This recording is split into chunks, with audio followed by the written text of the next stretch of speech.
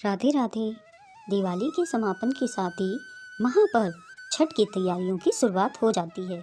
4 दिवसीय लोक आस्था के इस महापर्व के लिए लोग दूर दूर से अपने गांव चले आते हैं। उनकी छठी मैया में गहरी आस्था होती है। पौराणिक कथाओं के अनुसार छठी मैया ब्रह्मा जी की मानस पुत्री है। ये सूर्य देव की बहन भी मानी जाती हैं। छठ के दौरान इनकी पूजा की जाती है। इस वजह से इस पर्व का नाम छठ पड़ा। एक बार ब्रह्मा जी ने सृष्टि की रचना करने के लिए खुद को 2 भागों में बांटा। दाएं भाग में पुरुष और बाएं भाग में प्रकृति का रूप सामने आया। ऐसी मान्यता है कि सृष्टि की अधिष्ठात्री प्रकृति देवी के एक अंश को देवसेना कहा जाता है। प्रकृति का छठ अंश होने की वजह से देवी का एक नाम षष्ठी भी है।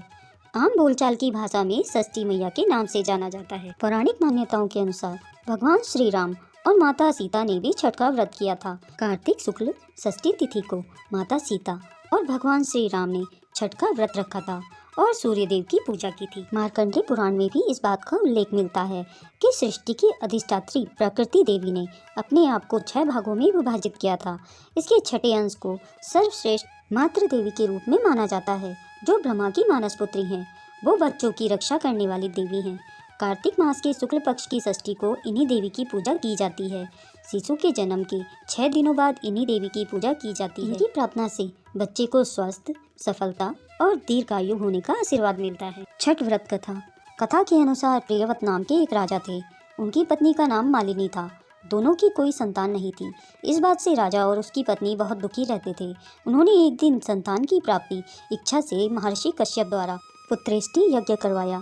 इस यज्ञ के फलस्वरूप रानी गर्भवती हो गई। 9 महीने बाद संतान सुख प्राप्त करने का समय आया तो रानी को मरा हुआ पुत्र प्राप्त हुआ। इस बात का पता चलने पर राजा को बहुत दुख हुआ। संतान सुख में वह आत्महत्या का मन बना लिया। लेकिन जैसे ही राजा ने आत्महत्या करने की कोशिश की, उनके सामने एक सुंदर देवी प्रकट हुई। देवी ने राजा से कहा कि मैं षष्ठी देवी हूँ। मैं लोगों को पुत्र का सौभाग्य प्रदान करती हूँ।